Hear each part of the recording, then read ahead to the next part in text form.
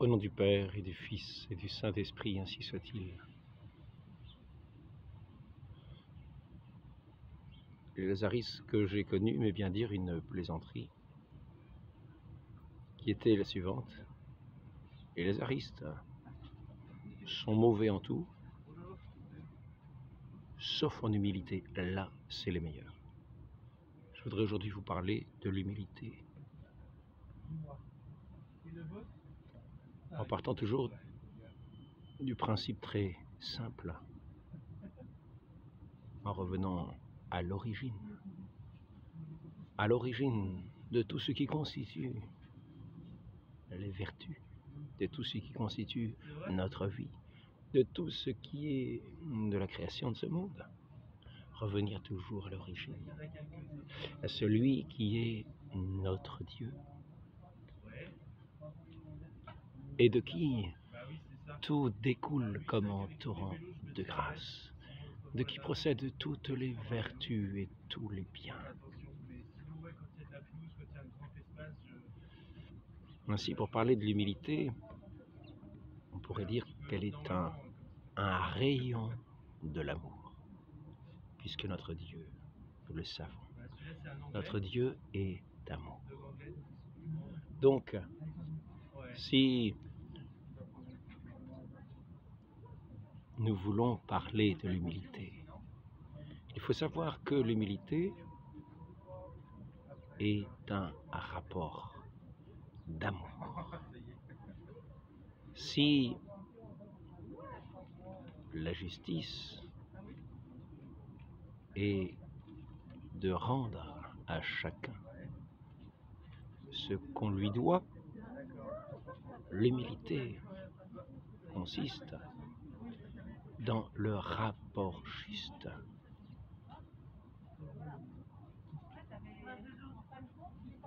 Au prochain, dans le rapport juste avant tout à notre Dieu.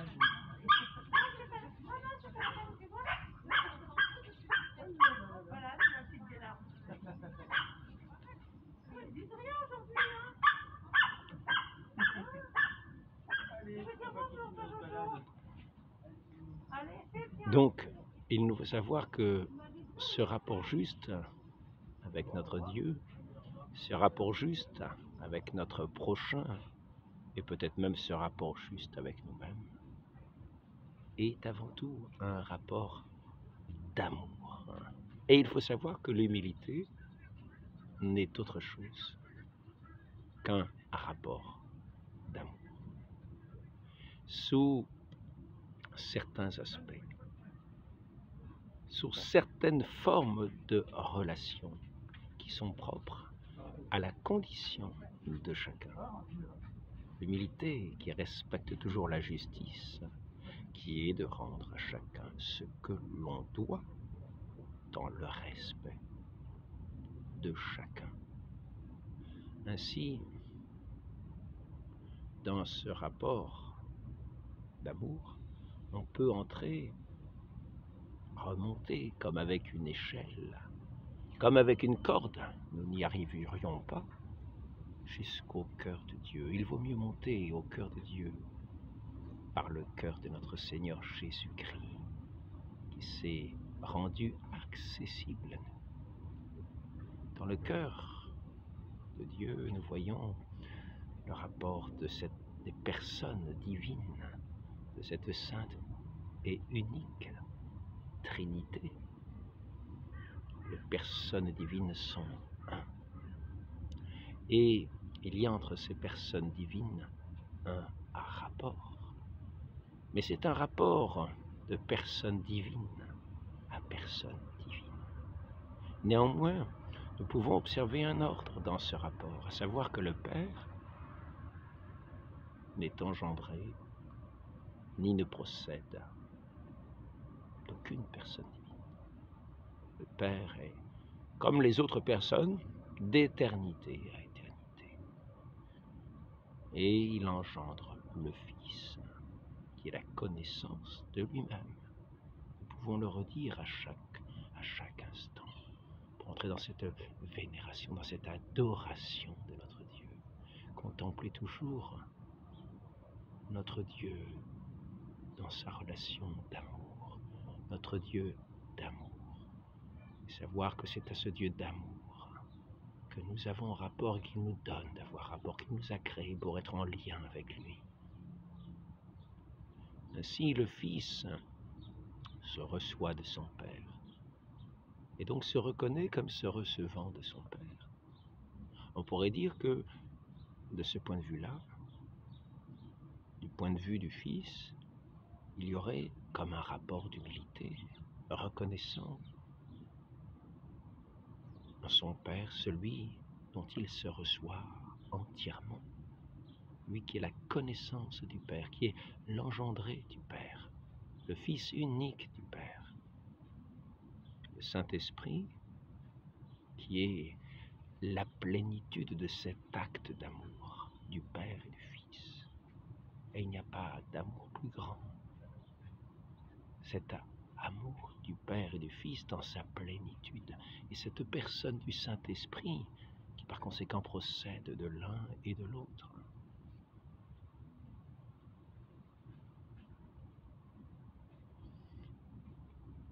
C'est cette relation parfaite entre les personnes divines qui va vouloir, par la grâce du Saint-Esprit, par la grâce du Christ qui s'est livré pour nous rendre accessible le Saint-Esprit, par la grâce du Père qui nous a donné son Fils et qui nous envoie le Saint-Esprit, envoyé aussi, comme le dit notre Seigneur, de ce Christ,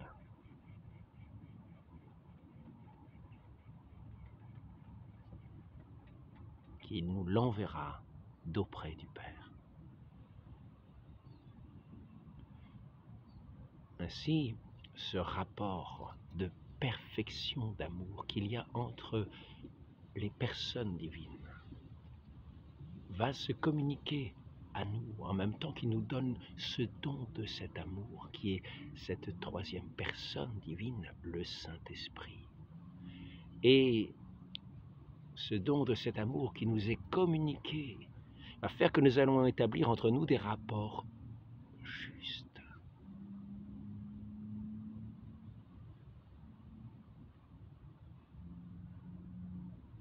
Qui respectera toujours ce que Dieu a communiqué à chacun, les grâces qui sont faites à chacun, la manière dont chacun se donne à l'autre. Et ce rapport sera la manière, dans les relations que nous avons les uns avec les autres, de nous donner les uns aux autres.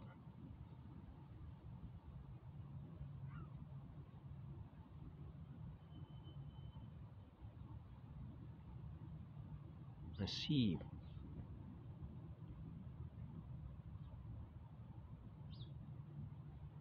dans nos sociétés qui sont organisées, Dieu fait la grâce à certains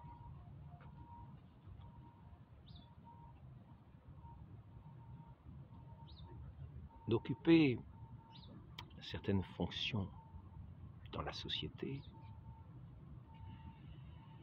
Oui. Bonjour monsieur. Ah, Excusez-moi. Vous pouvez passer si vous voulez. oui, je vais essayer. Je crois que vous y arriverez. Voilà. Allez, c'est lui qui aime bien passer par là. Ah oui. Donc, revenons-en. Dans ce rapport d'humilité que nous avons les uns aux autres, il s'agit de reconnaître encore chacun pour ce qu'il est, c'est-à-dire pour ce que Dieu lui a communiqué et pour ce que Dieu lui donne de pouvoir nous communiquer.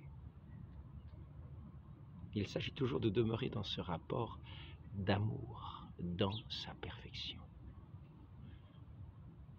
Nous avons quitté toute attache au monde, car sans avoir quitté toute attache au monde, nous sommes du monde.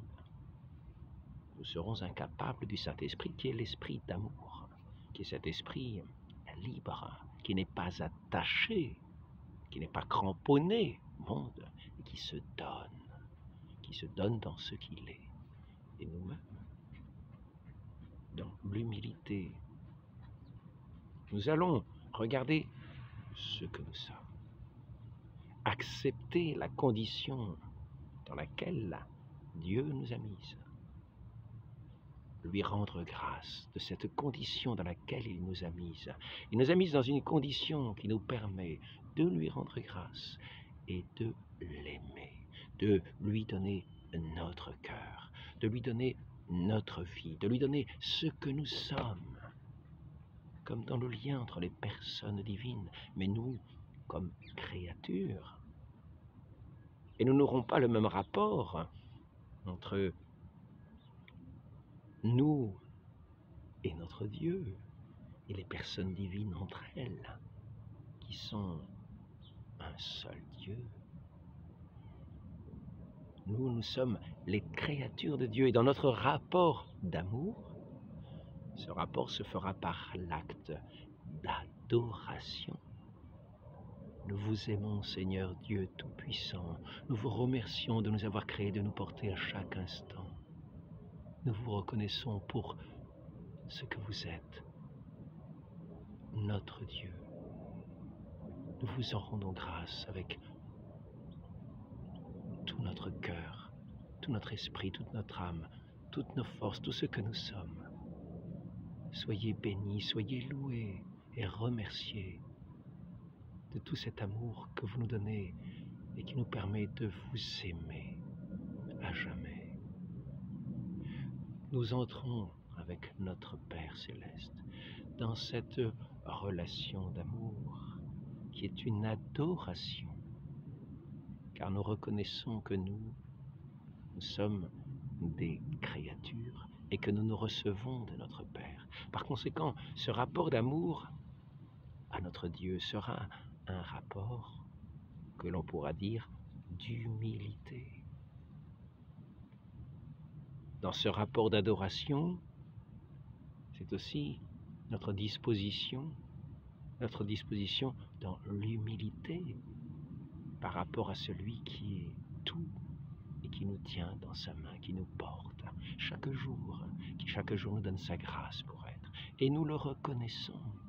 Et l'humilité consiste dans ce rapport, c'est-à-dire dans le fait que nous reconnaissons ce que nous sommes, une créature reçue amoureusement des mains de Dieu, des mains de son Père Céleste.